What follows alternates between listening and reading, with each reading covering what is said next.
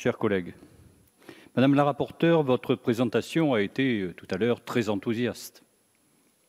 Je le serai néanmoins un tout petit peu moins pour ma part, même si cela nous donne bien sûr l'occasion de parler de ce formidable opérateur public qu'est l'AEFE. À la tête d'un réseau trentenaire qui, je le souligne, demeure unique, il est aussi l'un des principaux fleurons de notre diplomatie d'influence, car au-delà de notre langue, ce sont bien nos valeurs républicaines qu'il transmet. La présente proposition de loi a deux objectifs. Le premier est de modifier la composition du conseil d'administration de l'AEFE en y faisant entrer de nouveaux représentants d'associations en tant qu'experts et en doublant la représentation des familles. Une telle évolution peut sembler légitime dans la mesure où l'implication des parents d'élèves dans la gestion des établissements ainsi que leur participation financière sont croissantes. Cependant, nous souhaitons que cet élargissement promeuve la pluralité des fédérations d'associations de parents d'élèves. Nous estimons également que la modification de la proportion des sièges au sein du conseil d'administration ne doit pas s'effectuer au détriment de la représentativité des personnels.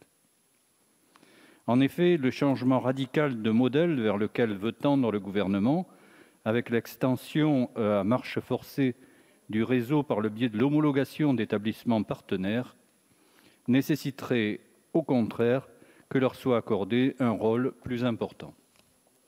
Le second objectif vise la création des IRF, qui ont vocation à prendre le relais de 16 établissements mutualisateurs de zone.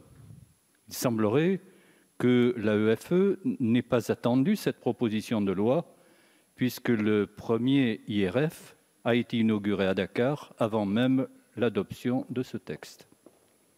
Une telle précipitation marque sans doute l'empressement de l'AEFE à répondre à l'objectif fixé par le président de la République de doubler le nombre d'élèves d'ici à 2030.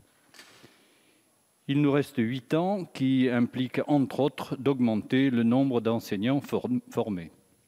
Par ailleurs, pour espérer accueillir à terme 700 000 élèves, il sera nécessaire de procéder à une extension significative du parc immobilier de l'AEFE. Depuis 2011, l'interdiction d'emprunt handicape l'agence pour conduire ses propres projets immobiliers dans ses établissements en gestion directe et crée des tensions croissantes avec les familles sur lesquelles l'essentiel de la charge pèse lourdement.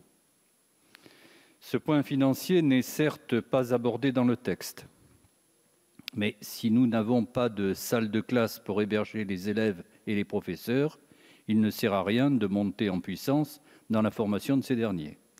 À moins évidemment que l'objectif ne soit de nous reposer intégralement sur le développement d'établissements privés. Cela expliquerait que l'AEFE soit en même temps privée de moyens supplémentaires, humains et financiers, pour remplir sa mission. Ainsi, si ce texte satisfait aux objectifs du premier contrat d'objectifs et de moyens et honore un engagement pris auprès des associations de parents d'élèves, il suscite de nombreuses questions et nous incite à ouvrir de futurs débats sur un sujet qui nous tient à cœur. Nous soutiendrons malgré tout cette proposition de loi. Merci, monsieur le député.